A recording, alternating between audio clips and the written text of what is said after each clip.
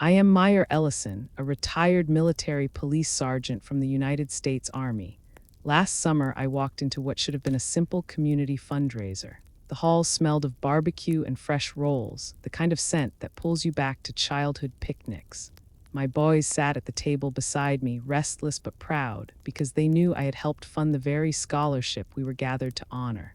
When the names of the eligible children were read, theirs were not on the list. I thought perhaps there had been a mistake, but then my father leaned over, his voice low and steady, and said it was nothing personal. The fund was meant for kids in the local public schools, not for children like mine who attended a charter. His tone was gentle, almost apologetic, but the weight of his words cut deep. In that moment, I understood something that had been building for years. Love inside a family can come with conditions. And sometimes those conditions are written in fine print you do not see until it is too late. Before we dive into the story, take a moment to like the video and subscribe, but only if stories of courage and resilience speak to you, and share in the comments where you are listening from and what hour it is in your corner of the world. It is always moving to see how far these stories travel and whose hearts they reach. I thought that night was about a missing name on a list. In truth, it was the opening of a door I had tried too long to keep shut. 6 years of quiet contributions, more than $60,000, promises repeated and repeated again. One night revealed it all for what it was, and that night changed me forever. When I signed the retirement papers at Fort Liberty, I thought the hardest battles were behind me. 12 years in uniform had taught me endurance, vigilance, the kind of composure that holds under fire. I had marched through dust storms in Kuwait, slept in tents where the ground itself seemed to shake with artillery, and stood watch on gates long after my legs turned to stone. The Army had made me a woman of order and strength. But when I packed up my duffel and drove back to the small town where I was born, I believed I was stepping into something gentler. I thought family would be the soft place to land. I moved into a modest rental, a beige house with a cracked driveway just 3 blocks from my parents. My boys were 7 and 9 then, restless with energy, climbing trees before we even unpacked the boxes. They were happy to be close to their grandparents, to hear the familiar creak of that front porch swing. I told myself this was the right decision, the steady ground we all needed after years of deployments and training cycles. The first request came like a casual knock on the door. My brother Aaron stopped by one evening, grease still staining his fingernails from the shop. He owned a small repair garage out on County Road 6, inherited a name from our uncle, but never really solvent. He sat at my kitchen table, shifting in the chair as if the words itched on his tongue. He told me the air compressor had gone out and the replacement was going to run $1,200. He said he could cover half but asked if I could help with the rest. His tone was sheepish, not demanding. He even apologized for bringing it up. I looked at my boys playing on the living room floor, Lego bricks scattered like shrapnel across the rug. And I thought about all the times I had leaned on fellow soldiers when gear broke down overseas. We never asked who would cover the cost. We just fixed it because the mission demanded it. So I wrote a check for $600 and told him to pay it forward someday. He hugged me tight, the smell of oil and sweat clinging to his jacket, and promised he would. That was the first commitment, small, manageable, almost noble. A month later, my mother called. Her voice was light, almost apologetic, when she mentioned the church was short on funds for the annual scholarship drive. She said a $200 pledge would make a difference for one of the local kids heading to community college. I had spent more than that on boots during my last tour. It seemed almost laughable to say no. I said yes, of course, happy to give. The months unspooled like that, quiet and steady. A fee here, a bill there, $400 toward new uniforms for Aaron's youth baseball team, $300 for a cousin's field trip to Washington because his father had been laid off. $200 slipped across my mother's kitchen table when she worried about the electric bill. Each time it felt like a drop in the bucket. Each time I reminded myself that family was worth it, that generosity was part of the oath I lived by. What I didn't notice, not right away, was the pattern forming. At my parents' house, the refrigerator became a bulletin board of priority. Pictures of Aaron's kids in their uniforms, the team schedule printed in bold letters, permission slips pinned with magnets from the county fair. My boys' artwork was there too, but taped low near the freezer where no one looked twice.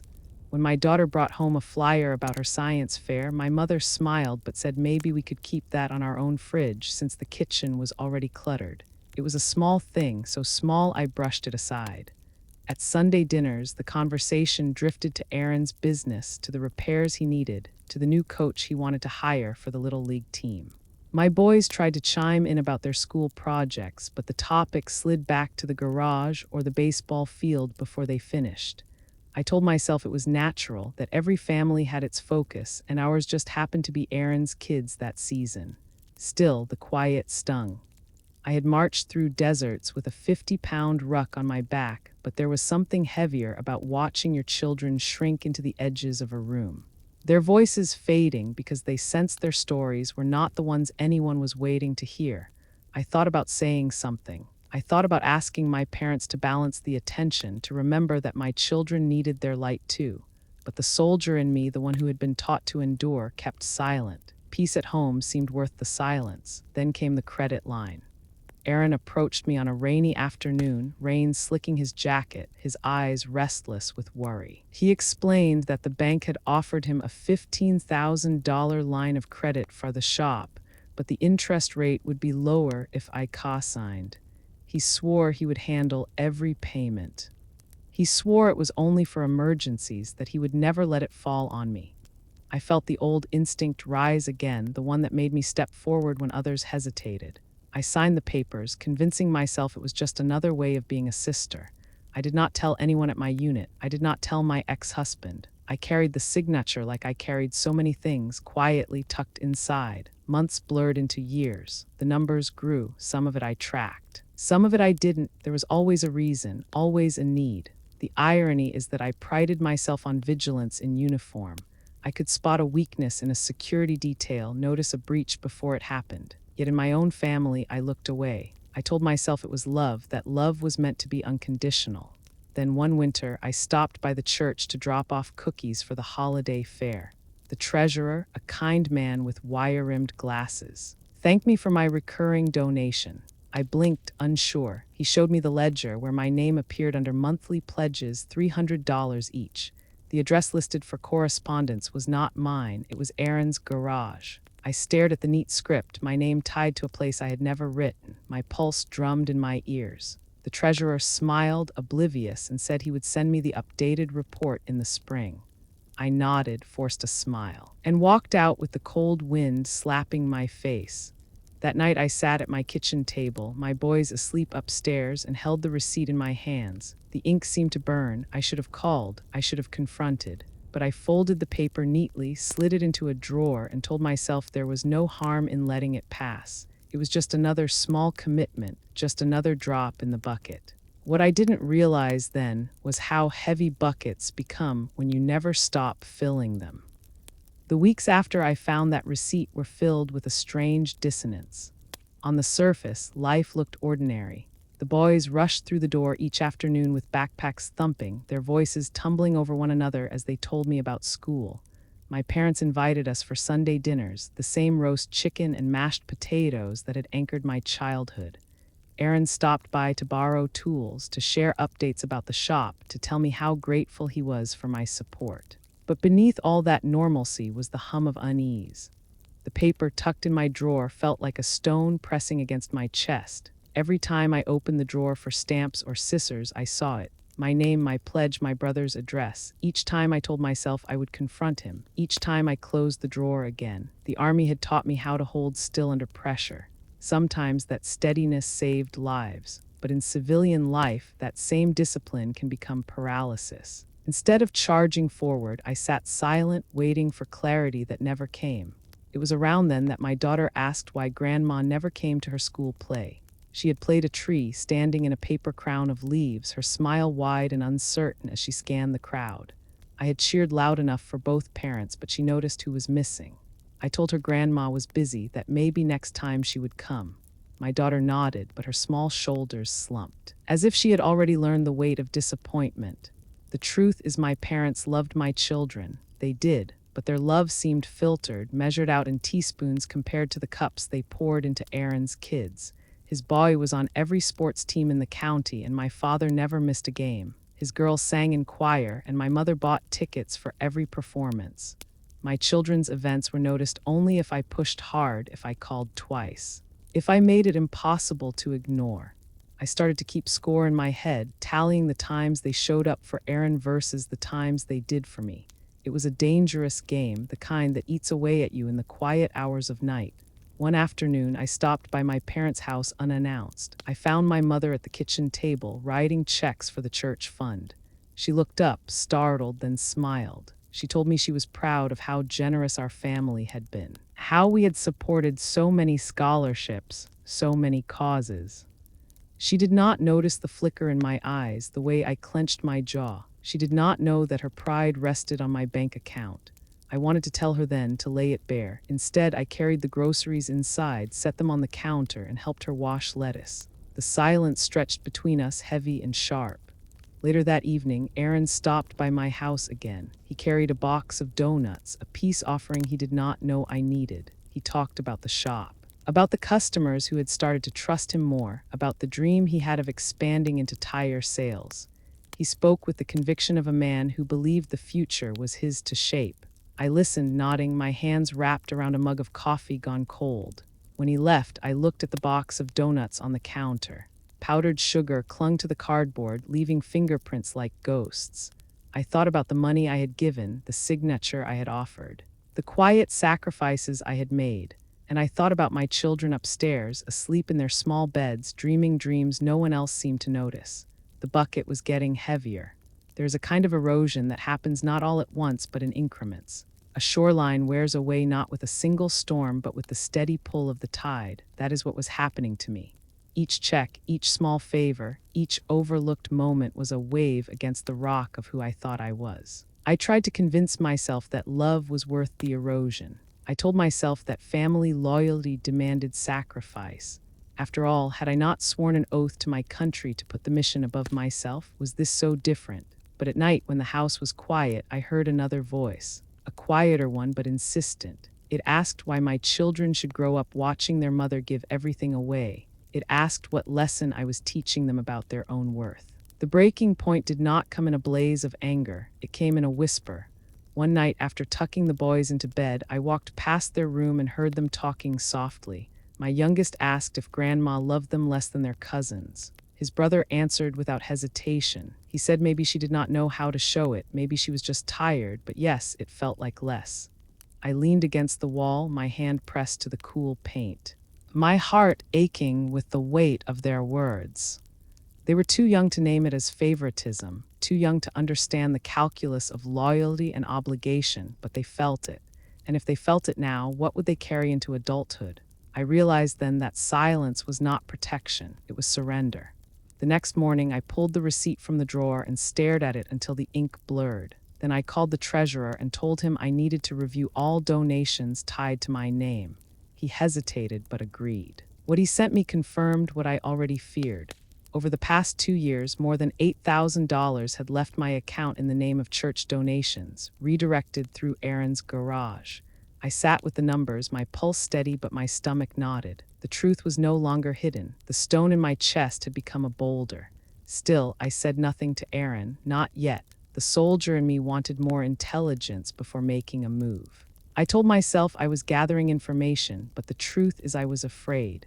Afraid of the confrontation, afraid of the fracture it would cause, afraid of losing the fragile sense of belonging I still clung to. So I waited, and while I waited, I carried on with the small commitments. Another few hundred for uniforms, another payment on the line of credit, another Sunday dinner where my children's stories were brushed aside. Each act was a thread, and together they wove a net that held me tight. I did not see yet that the net was also a trap. What I did see, what I could not ignore, was the growing distance in my children's eyes. They were learning not to expect too much, not to ask too loudly, not to hope too high, and that realization cut deeper than any wound I had carried in uniform. I thought about the creed we lived by in the army. No man left behind, no soldier forgotten. I had sworn to uphold it with every breath, yet in my own family, in my own home, I was letting my children be left behind. That was the truth I could no longer bury. One evening, as the sun sank behind the trees, I stood in my backyard watching my boys chase fireflies. Their laughter rose into the warm air, bright and unguarded. For a moment, the weight lifted. For a moment, I saw the light they carried. And I knew then that I could not let that light be dimmed by the shadows of silence. I still had miles to go before I acted, but in that moment, in that quiet yard with fireflies glowing like tiny lanterns, I made a promise to myself. The small commitments had to end. The bucket was full, and sooner than they knew, I was going to set it down. The evening of the fundraiser arrived with the kind of stillness that hangs before a storm. The town's community center had been dressed for the occasion, streamers curling above folding tables, plastic tablecloths stretched tight, and the faint smell of barbecue drifting from the kitchen. My boys tugged at my sleeves, excited by the chatter, the music, the promise of cake walks and raffles. To them, it was a celebration. To me, it was a test, though I did not yet know it. I had promised myself change, but promises made in silence are fragile. Walking into that hall, I felt the old patterns tugging, the instinct to smile, to nod, to say yes. The same instinct that had kept me carrying the bucket long after it should have been set down. My mother greeted us near the raffle table, her face lit with pride. She clasped my hand, thanking me again for what she called my steady support. I wanted to ask what exactly she meant, but her words slid past me, coated in the syrup of habit. She handed me a folder saying the treasurer had prepared the updated donor list. It was meant as a compliment, an acknowledgement of my role. I opened the folder as the boys darted toward the bake sale table. Inside, in neat columns, were names of families I had known since childhood. The Taylors, the Jenkins, the Martinez family, and there, highlighted in yellow, was my own name, Meyer Ellison, beside it. The words recurring donor through Q4 2025. My stomach tightened. My signature had never touched such an agreement. I had never promised anything beyond the small checks I had written in person. Yet there it was in black and white, a pledge extending years into the future. I felt the room blur around me. The laughter of children, the clink of punch glasses, the shuffle of chairs, it all dimmed, replaced by the rush of blood in my ears. I looked up. My mother busying herself with a tray of cups, unaware of the storm breaking in me. I closed the folder slowly, the paper sharp against my fingers, and forced myself to breathe. I needed to be calm. Calm had always been my weapon. Later that evening, after the speeches began, I slipped behind the stage curtains. The boys were seated with friends, distracted by cupcakes and balloons. My father's voice carried from the far side of the partition, low and certain. He was speaking to Aaron. If Maya pulls out, he said, the fund will fall short. We already promised the school we would match the district grant. Aaron's reply was steady, almost casual. She will not pull out. She never does. She always comes back. The words struck harder than any blow I had taken in uniform. They were not cruel, not shouted. They were delivered like facts, as if my loyalty had been studied, weighed, and deemed predictable. Not a daughter, not a sister, a line item, a calculation.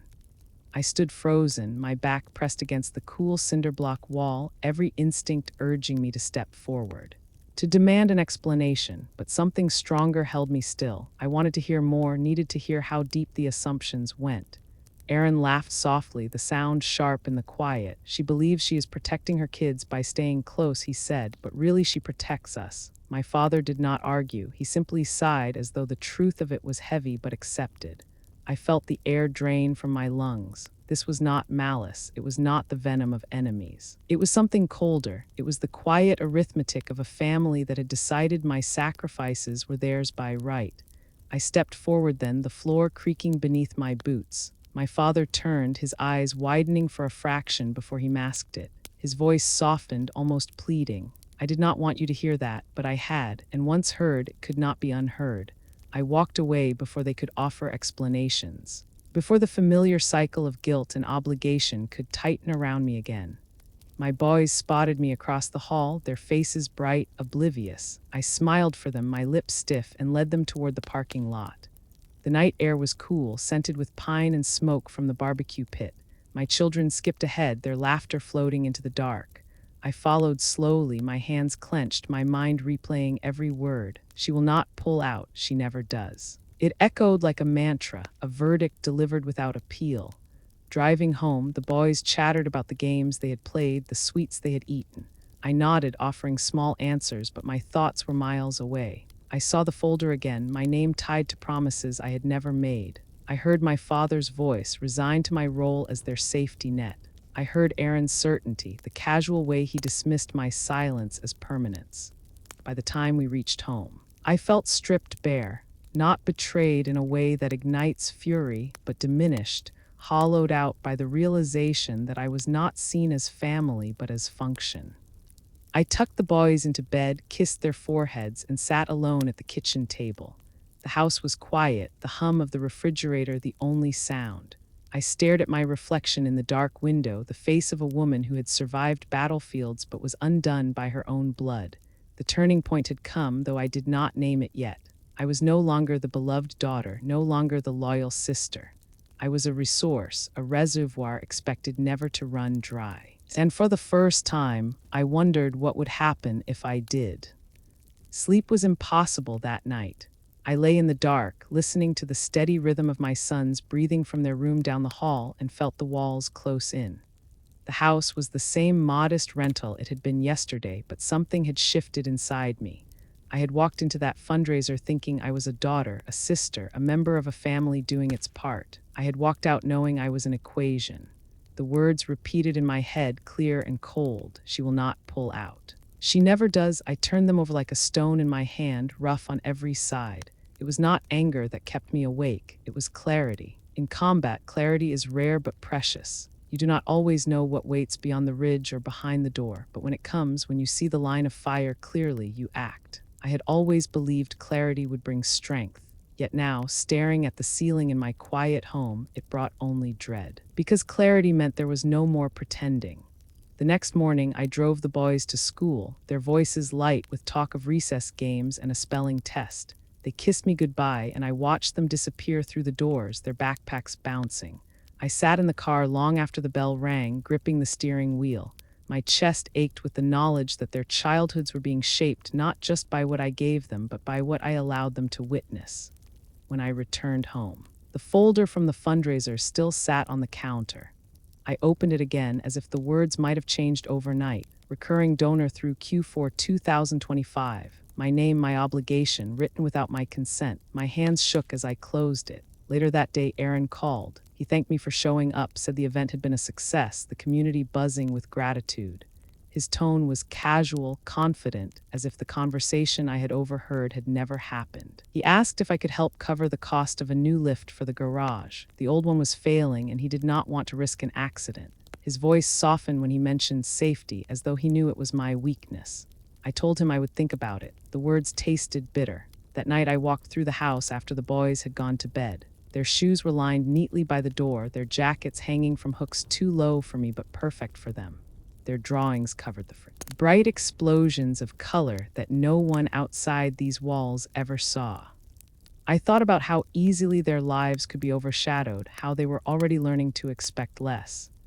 Silence is a discipline in the army. You learn when to hold your tongue, when to wait, when to let the silence stretch until it works for you. But silence in family is different. It is not tactical. It is corrosive. I had let it eat away at me for years, all in the name of peace. But peace built on silence is not peace. It is captivity. Over the next few days, I found myself replaying the fundraiser in fragments. The smell of barbecue, the folder in my hands, the weight of my father's sigh, the certainty in Aaron's voice. I replayed it during my morning runs, each step pounding out the rhythm of their words. She will not pull out, she never does. The phrase became a challenge, a dare. By the end of the week, I felt the shape of a decision forming. It was not yet sharp, not yet ready, but it was there. A shift in the air. A tightening in my chest. On Saturday, the boys and I drove past Aaron's garage. The lot was full, cars lined up for service. He waved when he saw us, his smile wide. My sons waved back, innocent to the tension curled inside me. I forced a smile and kept driving, but inside, a voice whispered that the garage was built on more than his sweat. It was built on my silence. That evening, my father stopped by. He carried a bag of apples from the orchard, set them on my counter, and asked about the boys. His voice was gentle, his face lined with weariness. For a moment, I saw him not as the man who had reduced me to an equation, but as the father who had once carried me on his shoulders through county fairs. He talked about the fundraiser, about how proud he was of the turnout, about how much the scholarship would mean for local kids. He did not mention the folder. He did not mention the words I had overheard. I wanted to ask him why. Why had he chosen to believe my loyalty was permanent, unquestioning? Why had he taught my brother to see me as a safety net rather than a sister? But the words lodged in my throat. Instead, I nodded, thanked him for the apples, and watched him leave. After he was gone, I sliced one of the apples and handed pieces to the boys. They ate happily, juice running down their chins, unaware of the storm brewing in their mother. That night, as I washed the dishes, I caught my reflection in the window again. This time I did not see defeat. I saw a woman standing on the edge of change. The days that followed were marked by small shifts. I stopped answering calls right away. I let messages sit. I reread the bank statements I had avoided for months. I tallied the numbers in a notebook, each figure another weight added to the scale. The total was staggering, but what stunned me more was my own complicity. Each check had been written by my hand. Each signature had been mine. The truth was undeniable. I had built this pattern as much as they had, and if I had built it, I could break it. One evening, I sat with the boys on the porch, watching the sun sink into the horizon. They leaned against me, warm and trusting. I thought about the legacy I wanted to leave them. Not money, not silence, but strength. The kind of strength that comes from knowing your worth, from refusing to be diminished. I realized then that the decision was no longer about me. It was about them. If I continued down the path I was on, they would learn to accept scraps, to stay quiet in the face of injustice, to believe that love always comes with conditions. But if I broke the pattern, they might learn something different. They might learn that boundaries are not walls, but bridges to dignity. The fundraiser had revealed the truth. The aftermath had revealed my choice. I was no longer willing to be the equation in someone else's math. I was ready to change the sum. The week after the fundraiser stretched out like a test of endurance. Every day I woke up with the same heaviness in my chest, as if my ribs carried sandbags. The boys still chattered about soccer drills and art projects. The world outside my window still turned green with late spring. Yet beneath the ordinary hum of life was the constant question I could not escape. Do I explode and burn the bridge, or do I stay silent and keep carrying the load? For years I had chosen silence, convincing myself that restraint was strength. But silence without action had become a trap. Now my instincts told me that if I erupted too quickly, if I let fury drive my decisions, I might scorch everything, including the fragile dignity of my sons. Still, doing nothing was no longer an option. I thought back to Afghanistan, to long nights when we sat in circles planning patrols. Our JAG officer, Ben Callahan, had been the one to remind us of rules when tempers flared. After retirement, he had gone on to teach law at a state college 2 hours away. We had kept in touch, the occasional text or Christmas card, but I had not leaned on him since leaving the service. That week I did. I drove out on a Thursday afternoon, leaving the boys with a neighbor. Ben's office was lined with books, the air thick with the smell of old leather and chalk dust. He studied me with the same calm eyes I remembered from the field. I told him everything. The fundraiser, the overheard words, the years of checks and transfers, my fear of becoming nothing more than a wallet with my name scrawled across it. Ben listened without interrupting, his fingers steepled, his breathing steady. When I finished, he leaned forward. Maya, boundaries are not battle lines, they are fences. You do not build them to keep everyone out. You build them to protect what matters inside. He paused, letting the words settle. If you storm in with anger, they will only see the blast, but if you act with quiet clarity, you reclaim control without a single shot fired. The metaphor struck deep. In war, we built perimeter fences, layered defenses that told us where safety began. In family, I had forgotten that lesson. I had left my perimeter wide open, and everything I valued had been trampled. Driving home that night, the highway lights smeared across the windshield like fireflies. My mind replayed Ben's words. Boundaries are fences, not punishment, not revenge, safety. That clarity was what I needed, so I began. First, I sat at my kitchen table late one night and drafted a letter. My hand shook as I wrote, but the words came steady. I informed the scholarship board that I was ending my recurring contributions effective immediately. I thanked them for the work they did, praised the students they supported, but made clear that my family obligations required me to step back.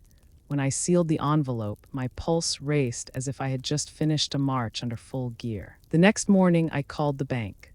I redirected the funds I had once pledged into a small scholarship of my own, one open to any student in the county, regardless of school type. I named it quietly after my grandmother, the one person in my family who had ever slipped me kindness without condition. For the first time in years, money left my account without the weight of resentment. Then came the hard part. Aaron's loan, years ago. I had co-signed when he bought new lifts for the garage. At the time, it had felt like solidarity. Now it felt like a chain. I called the credit union and began the 90-day process to remove my name. The officer on the line reminded me that Aaron would need to refinance or find another guarantor. I closed my eyes and said yes. Each action was small on paper, but inside, each one was seismic. When my parents called asking about the next quarter's donation, I kept my voice even. I said simply that I had chosen a different path for my giving. My father's sigh filled the line, heavy with disappointment, but I did not explain further. Silence was no longer avoidance, it was protection. Instead of money, I offered something else. I contacted a financial counselor through the community center and arranged for my family to attend a session. If they wanted support, it would not be in the form of endless checks, but in knowledge, tools, and accountability. Whether they accepted was up to them. The reactions came fast. My mother's voice cracked with worry when she called, pleading about commitments to the church fund. Aaron left a voicemail that mixed confusion with irritation, as if he could not imagine a world where I was not underwriting his security. My father's voice was the quietest, the hardest. You should have spoken to us before making these decisions, he said, but here was the truth. For years I had spoken in every dollar I sent. For years my silence had been their permission slip. Now my silence was my defense. I expected the guilt to crush me, but instead I felt something else. A strange lightness, like the first deep breath after shedding body armor. The boys noticed before anyone else. One night, Ethan looked at me across the dinner table and said, "Mom, you are smiling different." I asked him what he meant. He shrugged, spoon dangling in his hand, like, "You are not so tired." I laughed, but tears pricked my eyes. Out of the mouths of children, truth arrives uninvited. By the end of the month, the shift was undeniable. The phone still buzzed with calls, but I no longer leapt to answer. I cooked meals without the taste of resentment lingering on my tongue. I tucked the boys in at night with a sense that the walls around us belonged to us, not to debts written in someone else's name. The silence was not empty. It was full of choice, full of dignity. I had not shouted, I had not accused. I had simply drawn a line, and for the first time in years. That line held. The silence did not last long. Within a week of mailing my letter and making those calls, the storm began. It started with my mother. Her voice, trembling and urgent, filled my voicemail one afternoon while I was at work. "Maya, sweetheart, the mortgage payment didn't clear. I think there has been a mistake. You know how the bank is. Just call me back and we'll fix it." I listened twice, not because I did not understand, but because I wanted to hear the cracks in her tone. There was no mistake, and for the first time, I let the message sit unanswered. The next call came from Aaron. He did not bother with pleasantries. "You blindsided me," he said, his words clipped. "The credit union called about the refinance. Do you know what you've done?" His voice carried a sharp edge of panic. For years he had built his business on the quiet assumption that I was behind him. Now the ground was shifting. I reminded him gently that the loan was his, not ours. His silence stretched so long I thought the line had dropped. Finally he muttered, "You always come back. You will this time too." Then he hung up. That night I lay awake listening to the boys breathe in the next room. The house was quiet, but my mind was not. Every instinct screamed that I was breaking something sacred. Yet beneath that fear was a calm I had not known in years. I had acted, not reacted. I had moved without shouting. I had drawn my line. Days passed. The calls multiplied. My father finally stepped in, his tone low and measured, like a commander pulling rank. "Maya, this family has always depended on each other. You know that. Tradition matters. Legacy matters. If you walk away now, you will regret it." Legacy. The word lodged in me like a shard. Whose legacy? The legacy of silence and sacrifice without end. The legacy of watching my children pushed aside while I signed check after check. That was not the legacy I would pass to my sons. I told him I respected tradition, but that I was choosing a different one. He inhaled sharply, then ended the call without goodbye. The fallout spilled into daily life. At Sunday service, I felt eyes on me. Whispers rose in the pews, fragments carried on the hush of hymns, words like selfish and ungrateful. I held my chin high, but inside I burned. The boys sensed the tension even if they could not name it. Ethan grew quieter, watching me closely as if gauging my strength. Caleb asked blunt questions in the car. "Mom, why is Uncle Aaron mad at you?" I hesitated, then told him the truth in words he could understand. Because sometimes people expect more from us than is fair, and sometimes we have to say no to protect ourselves. His eyes widened. "Did you say no?" I nodded. "Yes, I did." He smiled faintly, then turned back to the window, and I knew the lesson had landed deeper than any lecture. The shift inside me grew stronger. Each time I withstood a call, each time I held my ground in the face of guilt. The line I had drawn solidified. I was no longer flinching. I was no longer negotiating with myself in the dark. Instead, I poured energy into my own home. I set up a small savings account in the boys' names, depositing the very money that once slipped away into family obligations. We sat together and drew charts of goals. Ethan wanted a new soccer ball. Caleb dreamed of art supplies, their eyes lit with possibility. And for once I felt my efforts feeding their futures, not draining them. One evening, while helping Caleb with his drawings, I realized something. For years I had believed that giving endlessly made me a good daughter, a loyal sister. But true loyalty is not measured in emptying yourself. It is measured in showing up with integrity. And integrity meant refusing to let my children inherit a legacy of quiet exploitation. The calls from my family began to change tone. The panic of the first weeks gave way to anger. My sister Marlene accused me of abandoning them. "You sit on your army pension," she spat, "while we struggle. You think you are better than us." I let the words hang, then told her calmly that my pension was not a community fund. It was for the two boys sleeping in the next room. Her silence on the line told me she had not expected me to stand that firm. Even my mother's pleas began to soften. One afternoon, she left a message that surprised me.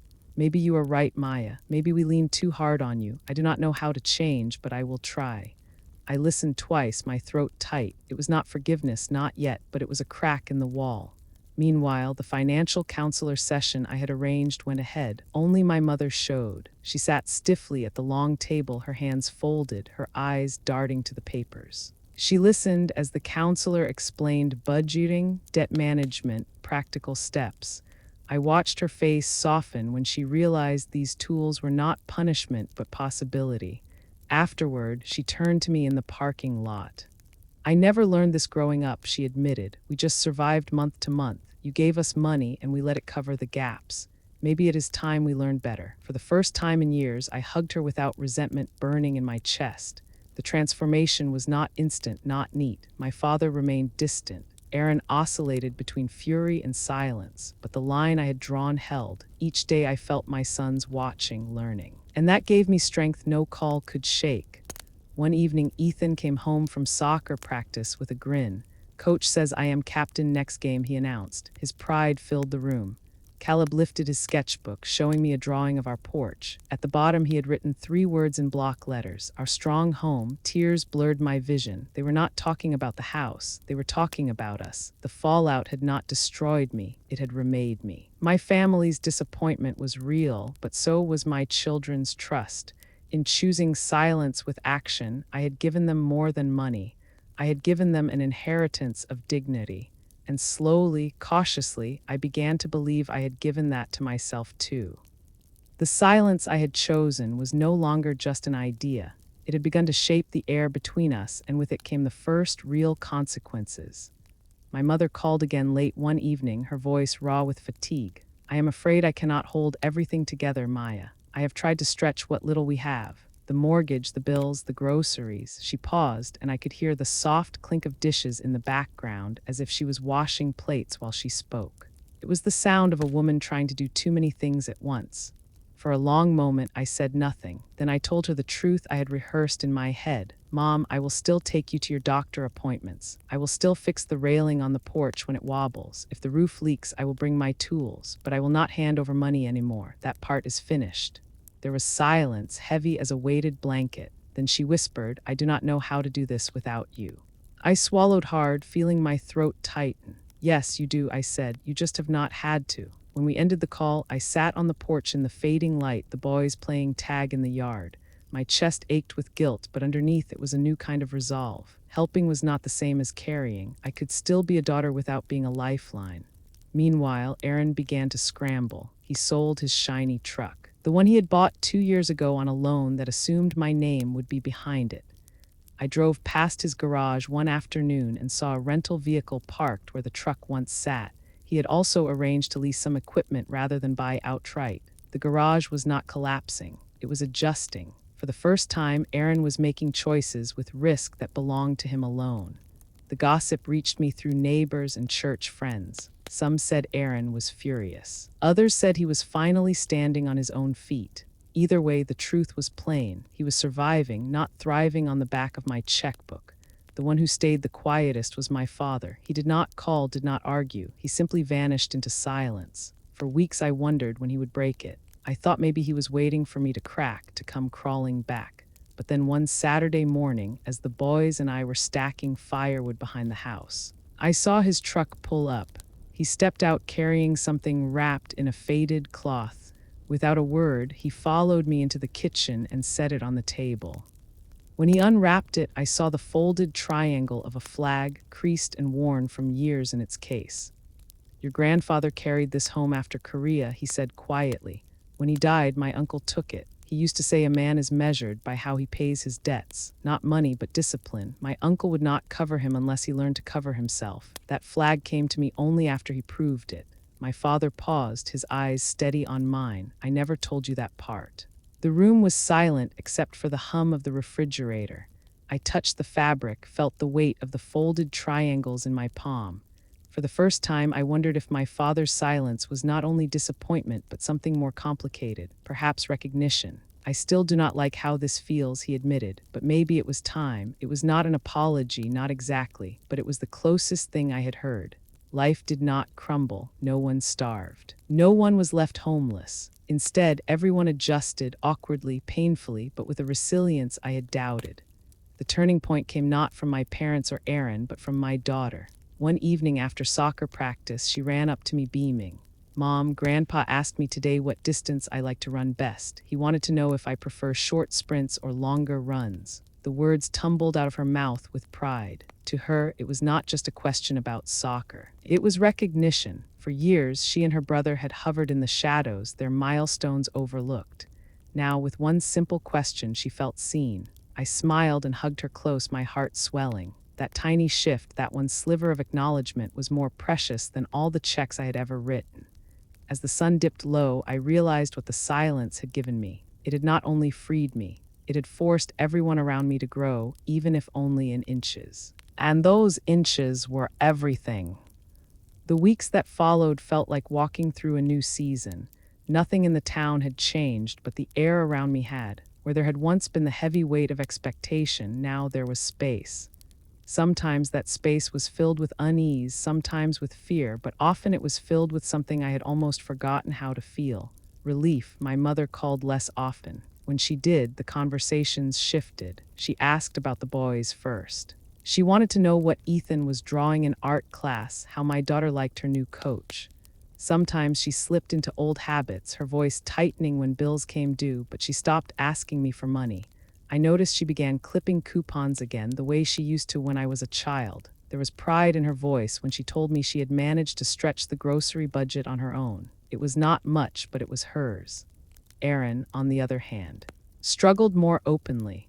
His tone swung between anger and exhaustion. He told anyone who would listen that I had abandoned him. Yet when I passed by his garage, I saw the parking lot still full. The men still leaned over engines, grease under their fingernails, laughter spilling into the air. His business had not died. It had been forced to grow without me. And though he resented it, part of me believed he needed it more than he knew.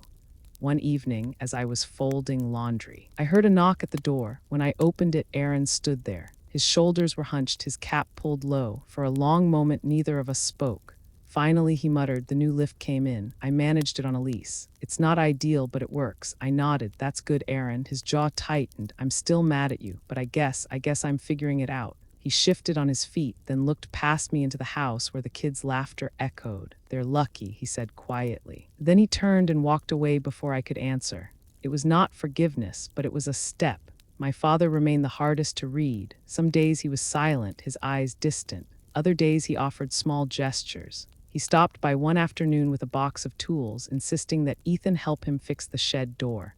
I watched from the window as my son stood beside him, small hands gripping the screwdriver, my father's large hands steadying the wood. The sight caught me off guard. For years I had wanted my children to be included. Now, in the quiet aftermath of broken patterns, it was happening. Later that evening, Ethan told me, "Grandpa says I'm good with tools." He asked if I wanted to help him again. His face lit up with pride, a pride I had not seen in him after family gatherings before. That moment pierced me. It was proof that boundaries did not sever love. They forced it to find new paths. The real reckoning came one Sunday afternoon. My parents invited me to dinner. I hesitated, unsure if it was another attempt to pull me back in. But the boys begged to see their grandparents, so I agreed. When we arrived, the house felt smaller than I remembered. The familiar smells of roast chicken and biscuits filled the air, but the mood was subdued. My mother greeted us warmly, her arms wrapping around the boys. Aaron was already there, quieter than usual, his eyes on his plate. My father sat at the head of the table, the folded flag resting on a shelf nearby as if watching over us. Dinner began with silence. Forks clinked, glasses clattered, then my father cleared his throat. "Maya, I owe you words I should have said long ago. We leaned too hard on you. I leaned too hard. I thought your strength was endless, but I see now that I confused it with obligation." The table stilled. My mother's eyes shimmered. Aaron shifted in his chair. I felt my chest tighten, bracing for disappointment. But then he continued. "When I saw you draw that line, I thought it was betrayal. Now I see it was something else. It was the same thing my uncle did to me when I was young. He forced me to carry my own weight. He knew that if he kept carrying me, I would never learn." He looked at me then, his eyes steady. "You are teaching us the same thing." I could not speak. My throat ached, my eyes burned. For years I had wanted him to see me not as a resource, but as a daughter. In that moment, I felt the first flicker of it. The rest of dinner passed quietly. There were no dramatic apologies, no sweeping promises, but the air was different. Less heavy, more real. Later that night, as I tucked my daughter into bed, she whispered, "Mom, Grandpa asked me again today what distance I like to run best. He wants to come to my next race." Her smile was wide, her eyes glowing. To her, it was everything. To me, it was a sign that change, however fragile, had begun. That night, after the house fell silent, I sat at the kitchen table with a cup of tea. I thought about the journey from that fundraiser night to this moment. The anger, the guilt, the silence, the choices. Nothing had been easy, nothing was perfect, but my children were smiling differently. My mother was learning new skills. Aaron was facing reality. My father was finally reaching for words. For the first time in years, I felt steady, not because I had fixed everything, but because I had stopped sacrificing myself to hold up a house that was never mine alone to carry. The line I had drawn had not destroyed my family. It had begun to rebuild it. And in that rebuilding, my own strength had solidified into something I could finally trust. By December, the air carried a sharp bite, the kind that made every breath visible. The streets of our small town glowed with strands of Christmas lights looped across porches and storefronts. The boys pressed their noses to the car windows every evening, marveling at the colors, counting the inflatable Santas and snowmen. This year, for the first time in a long while, I decided to host Christmas dinner at my house. It was not a decision made lightly. For months I had held my steady and firm, watching my family shift and stumble in the new landscape. But Christmas felt like a test and perhaps an opportunity, not for reconciliation that erased the past, but for a new beginning. I invited my parents, Aaron, and my mother's cousins. I also extended an invitation to Ethan's entire youth soccer team, a scrappy bunch of boys and girls who had spent the season running across muddy fields and dreaming of trophies. I wanted my home filled with the sound of children, with energy that could not be diminished or overlooked. On Christmas Eve, the house smelled of roasted turkey, cinnamon rolls, and pine needles from the tree the kids and I had decorated with mismatched ornaments. Candles flickered on the windowsills. I placed 2 chairs in the very center of the long table for my children, not as an act of defiance, not as a demand for fairness, but as a quiet declaration. They were no longer the shadows at the edge of family gatherings. They were the heart of my home. When my parents arrived, I saw the hesitation in their eyes. My father carried a box wrapped clumsily in red paper. My mother clutched a tin of cookies, the kind she always baked when she was nervous. Aaron came last, shoulders stiff, his arms laden with bags of store-bought pies. The soccer team filled the living room, their laughter bouncing off the walls. My daughter dashed between them. Flushed with joy, Caleb tugged on my sleeve, whispering, "Mom, this feels like a real team dinner." His words made my throat tighten. For years he had watched cousins celebrated while he was left out. Tonight he belonged. Dinner began with the scrape of chairs and the clatter of plates. My father cleared his throat before anyone had taken a bite. His voice was low but steady. "I want to say something." The room quieted. He looked around, his eyes landing on my children at the center of the table. "This year, the scholarship we built with Maya's support will open to every child in this county. Public school, charter, or homeschooled, no exclusions." His words hung in the air, simple but heavy with meaning. Then he turned his gaze to me. "For too long, I confused your generosity with obligation. I told myself it was easier that way, but in truth it was selfish. I mixed love with convenience, and I see now how much that cost you." My mother's eyes filled, her hands trembling around her napkin. Aaron shifted in his seat, staring down at his plate. No one clapped, no one cheered. The only sound was the crackle of the fire in the hearth and the faint hum of children whispering at the end of the table. Yet in that silence, something moved. A small, stubborn miracle. After dinner, my parents followed the kids into the kitchen. When I walked in, I saw them standing by the refrigerator. For the first time, my father smoothed a schedule onto the door with a magnet, Caleb's art class calendar pinned beside Ethan's soccer practice chart. My mother added a note card with my daughter's race dates. The sight was almost too much to take in. For years, the fridge had been plastered with Aaron's flyers, Marlene's bake sales, cousins' recitals. Now finally, my children's lives were given space, honored without condition. I leaned against the doorway, letting the tears come. Revenge, I realized in that moment, had never been about payback. It was not about making them hurt as I had hurt. It was about reclaiming order. It was about carving out space for love where exploitation once lived. The gate had not slammed shut on my family. It had swung open into something new. And in that quiet, in the small miracle of schedules taped to a refrigerator door, I understood that my fight had never been just for me. It had been for my children, for the legacy they would carry long after this Christmas light dimmed. When the last of the dishes were stacked and the laughter of the soccer kids faded into the night, I lingered in the quiet of my kitchen. The fire had burned low, leaving only glowing embers. My children sat at the table, drowsy from sugar and excitement. Their cheeks were flushed, their eyes heavy, but I could still see the sparkle in them. I sat down across from them, resting my hands on the wood scarred by years of use. Tonight was not just about a holiday meal. It was about what came next, the story we would carry forward. "You saw it, didn't you?" I asked softly. The boys looked at me with sleepy curiosity. "You saw Grandpa put your schedules on the fridge. You heard him say the scholarship was for every child." They nodded, smiles spreading across their tired faces. It mattered to them more than I could explain. For the first time, they were not an afterthought. They were part of the story. I told them, "This is what happens when you stand for what is right, even if it costs you comfort, even if people misunderstand. It is not about winning or proving anyone wrong. It is about opening space where love can breathe." My daughter leaned her chin on her hand. "Mom, were you scared?" The truth slid out easily. "Every day, but courage does not mean the fear disappears. It means you walk through it anyway." They sat with that for a while, the way children do when they hear something they know they will remember. Then they shuffled off to bed, leaving me alone with the glow of the tree lights. Later, my father came back into the kitchen.